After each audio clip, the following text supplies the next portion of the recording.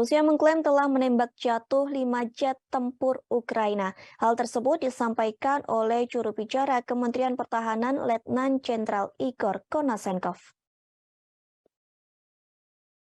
Ia menegaskan kelima jet tempur tersebut diantaranya Su-27, Su-24, 2 Su-25, dan MiG-29.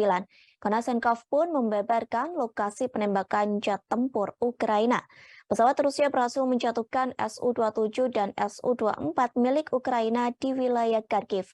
Kemudian Su-25 berhasil ditembak di Nikolapolye dan Novi Donbas.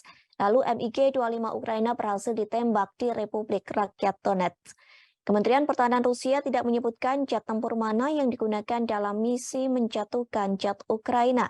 Selain itu, Kementerian Pertahanan juga mengklaim bahwa sistem pertahanan udara membunuh 5 kendaraan udara tanpa awak.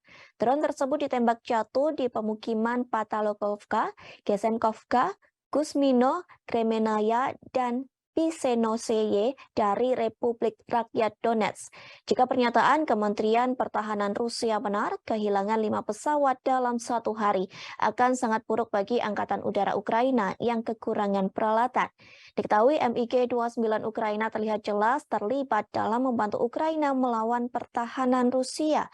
Namun Ukraina juga tampaknya telah kehilangan 1 MiG-29 karena pertahanan udaranya sendiri. Pada 8 Januari silam dilaporkan bahwa sistem pertahanan udara rudal OSA Ukraina menembak jatuh pesawat MiG-29 Angkatan Udara Ukraina di dekat Kurakovo, DPR. Informasi tersebut diungkapkan oleh Wakil Ketua Komite Pertahanan Duma Negara Rusia yang selalu hadir di area operasi militer khusus. Rusia juga mengerahkan banyak drone termasuk Shed-136 buatan Iran untuk menargetkan lokasi Ukraina. Namun pasukan Rusia dengan cepat menghabiskan persenjataan mereka dari drone Shed-136 Iran. Institute for the Study of War atau ISW mencatat bahwa pasukan Rusia telah meningkatkan frekuensi serangan UAV di seluruh Ukraina.